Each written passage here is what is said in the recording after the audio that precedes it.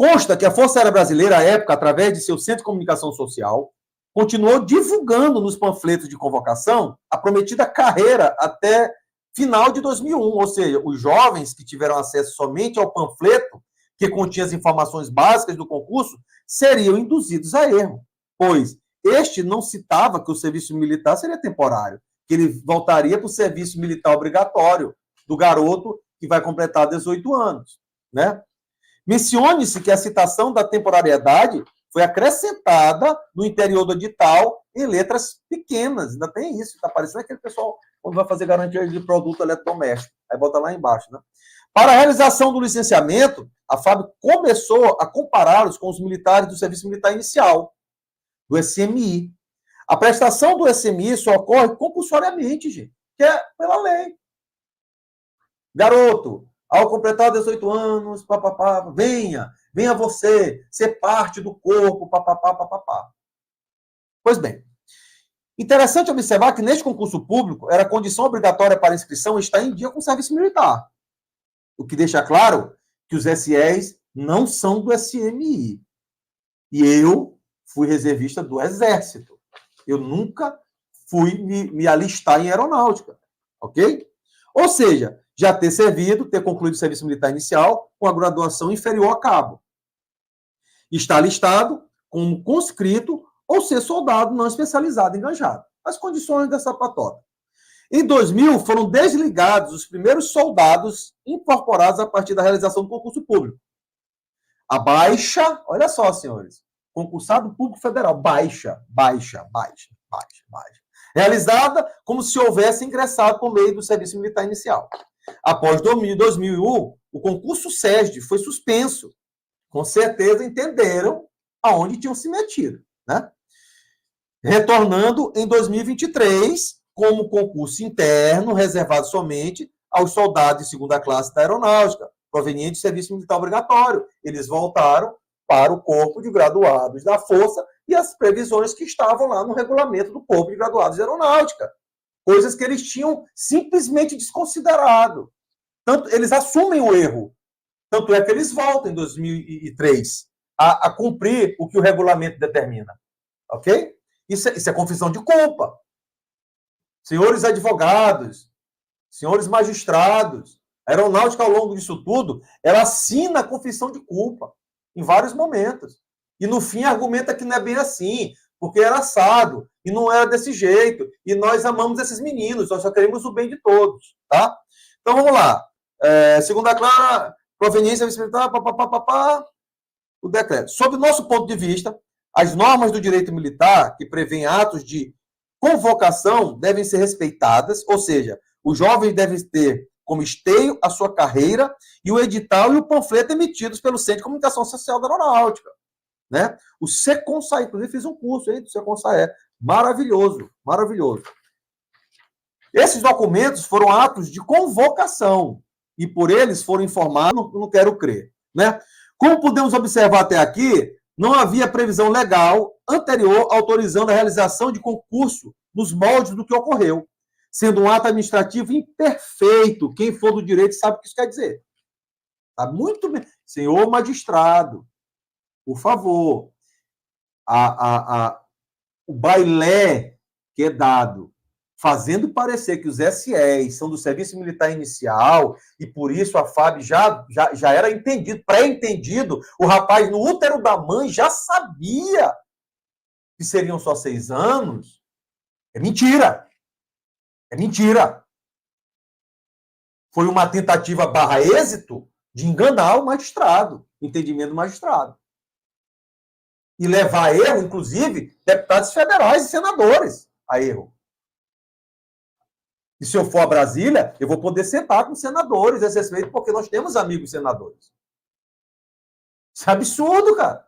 Não dá para ficar. Terminando, gente, aqui o texto para entendimento do fato concreto, né? Como podemos observar até aqui, não havia previsão legal anterior, não pode a administração, de uma hora para outra, deixar de reconhecer os efeitos pretéritos de atos por elas praticados. Né?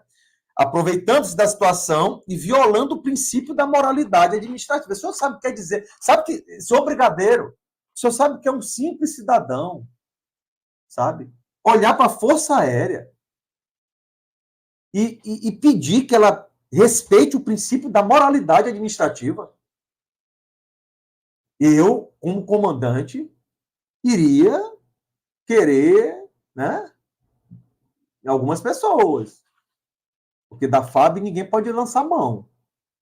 O rendimento vem sendo acolhido pelos tribunais e deve ser adotado pela administração pública como regra, que ele fala que é o devido processo, a moralidade.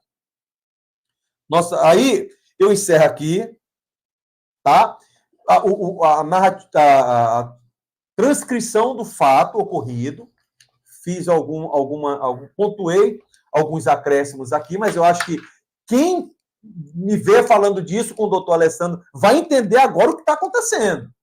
Mas tem mais coisa. Esses decretos que eu vou citar aqui agora, inclusive que foram objeto da última ação que eu pude, para que vocês tenham uma ideia, meus queridos, a ANESE, né, a Associação Nacional de Ex-Soldados Especializados, tem registrado, pelo menos nos sistemas, inclusive ontem eu estava no site do STF, tá bom?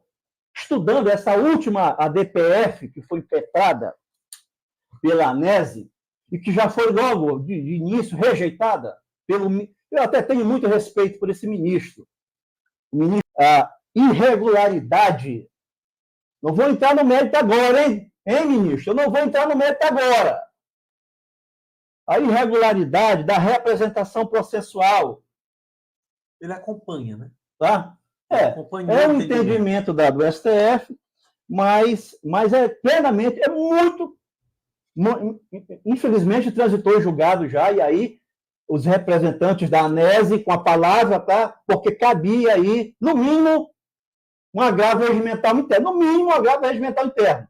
Não houve decisão de mérito. O processo foi extinto sem resolução de mérito. Não cabia mais. Se houvesse mérito, haveria, nesse caso aqui de uma DPF, que discute diretamente a questão de normativa inferior, que a gente fala, inferior à Constituição, que é o caso desses decretos que eu vou citar aqui, não está lesionando a Constituição, que é o caso desses decretos aqui.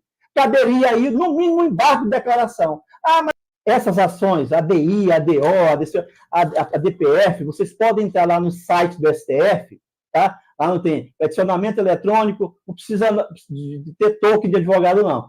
Basta que vocês digitem lá o número da ação que está questionando a legitimidade de ato ou de lei, de norma, que fere a Constituição, basta digitar o número lá que você baixa o conteúdo. Esse aqui é a DPF de número 1109, de 15 de dezembro de 2023, ou seja, ela foi julgada agora, ela foi extinta, o mérito não. E por uma questão processual, tá bom? Esses decretos aqui que eu vou citar, são vários, mas eu vou citar só dois, eles tratam exatamente de requisitos de ingresso e de desligamento originalmente consolidados. Consolidados por eles, mas que afrontam a Constituição. Doutor, afronta onde? Meu amigo, afronta o artigo 5º da Constituição, inciso 2. É preceito fundamental. Preceito fundamental. Tá? O artigo 84, inciso 4º, da mesma Bíblia dos brasileiros, a Constituição. Artigo 87, parágrafo único, inciso 2, afronta diretamente a forma com que esses funcionários públicos concursados foram colocados para a rua por conta da pseudo-legitimidade desses decretos, que é a norma inferior, meu amigo. Tá? E que vocês vendem aí com ar de legalidade, com ar de licitude. Artigo 142, doutor, inciso 10 da Constituição. Tá? Eu vou ficar, por enquanto, só nesse daqui. Mas, meus amigos, são mais de 39 ações, tá, que tramitaram e ainda continuam tramitando na Justiça para tentar discutir essa questão. E se vê que não se chega. Antes da live começar, acabei de baixar uma sentença que julgou improcedente os pedidos da ANESE. Tá? Então, isso revolta.